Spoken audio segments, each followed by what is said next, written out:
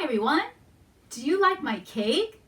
I spent the whole morning baking. Yum! Ooh, that looks good. Let me try.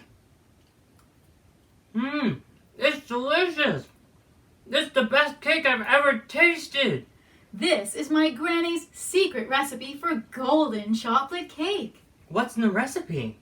Well, the usual eggs, butter, sugar, and a secret ingredient. What's the secret ingredient? Wow, that's amazing. I know, right? You know, this reminds me of the Apostle Paul. You see, he knew a secret recipe too. He knew the recipe for being content or satisfied in any situation. And that recipe contained a secret ingredient too. Join us today as we find out Paul's special recipe and his secret ingredient.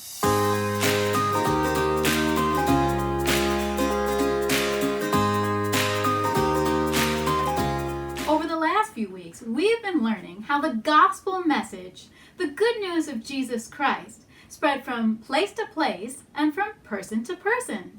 We read about this in the book of Acts. And we saw how the apostles like Peter, Paul, and Silas faced persecution and bullying for their faith. But no matter what happened, God's message kept spreading. It was unstoppable. But those apostles sure faced some pretty tough times. Paul in particular listed all the hardships that he faced. Yet he learned an important secret, the secret recipe for being content.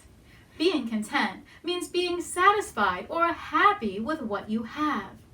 Being satisfied no matter what the circumstances. Paul was sometimes free and sometimes in prison. He was sometimes hungry and sometimes well fed. He was sometimes lonely and sometimes had friends. But in all these things, he learned the secret recipe for being content.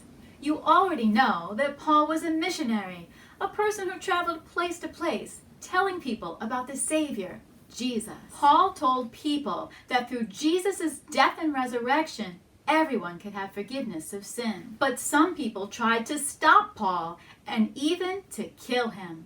In Acts chapter 21, Paul had returned to the city of Jerusalem, but there were some people there waiting to stop him for good.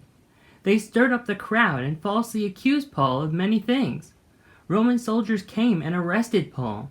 Paul told the crowd and the soldiers all about Jesus, but they wouldn't listen. The crowd grew even more angry, so the soldiers had to take Paul to the barracks. Paul was put on trial again and again in front of different governors and kings. Each time he shared Jesus with them. Finally, he was being sent to the highest ruler of all, the Roman emperor. On the way to Rome by ship, Paul faced even more hardships. A storm came that destroyed the ship, and everyone had to swim to shore. Guess what Paul did while he was there, on the island of Malta? He told even more people about Jesus. Eventually, Paul and the others were given a new ship, and they sailed all the way to Rome. Once in Rome, Paul was under arrest for a long time, but he had many opportunities to tell other people about Jesus. Paul faced many difficulties.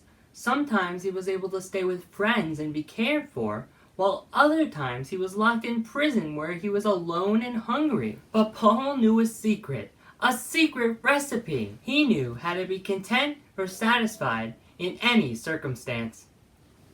This secret recipe really had only one ingredient. That ingredient was Jesus. Paul said, I have learned the secret of being content in any and every situation, whether well-fed or hungry, whether living in plenty or in want. I can do all this through him who gives me strength. Paul knew that the secret to being content isn't about what we have or don't have. It's about Jesus and the knowledge that he is with you. Paul knew that Jesus was his strength, and with Jesus at his side, he had everything he truly needed.